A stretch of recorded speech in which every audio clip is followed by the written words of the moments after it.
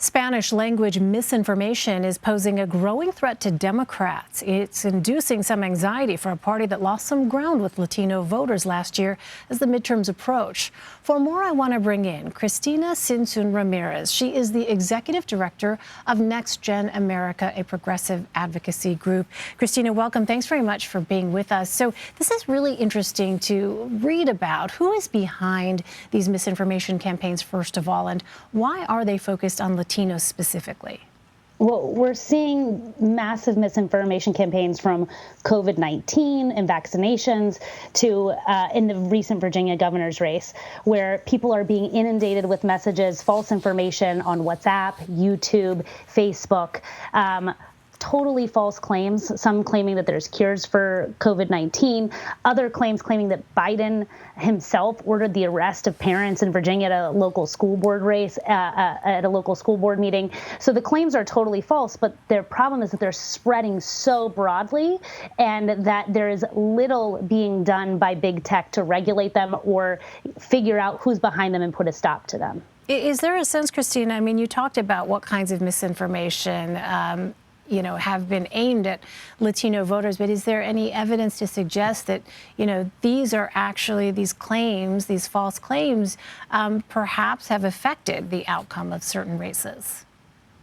I mean, I think we're definitely seeing how far widespread there are. There still needs to be greater research about their impact. But we know that misinformation, just looking at COVID-19, and for example, being able to look very numerically at the fact that Latino immigrants, Spanish speakers, are often less likely to be vaccinated. I live here in Texas, and I can't tell you how many Latino immigrants that I know, that I've spoken to, that have read this false information on YouTube, Facebook, that's been passed on to them, that believe that they can't get COVID if they've had it, that believe that the vaccinations are actually a ploy. I heard a story even from someone I knew that they believed it was a ploy by some of the wealthiest families in America to kill off all Latino immigrants.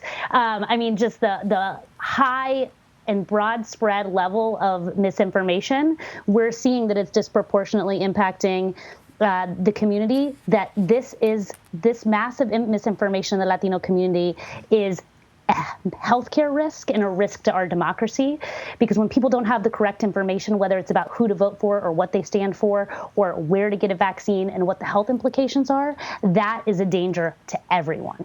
So, Cristina, then given how widespread some of this misinformation is, how are organizations like yours preparing for another wave of misinformation as we head toward the midterm elections? Well, we know that Spanish speakers are more likely to get their information from these big technology tools of YouTube, again, WhatsApp, Instagram, Facebook.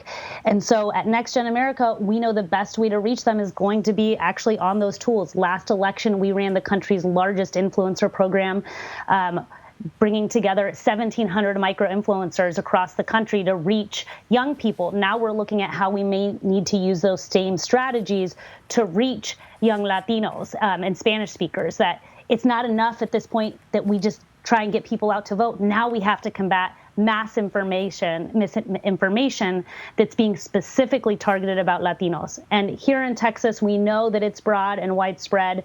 It's partially probably why we're seeing people vote in different ways, because they don't have the accurate information and the right tools.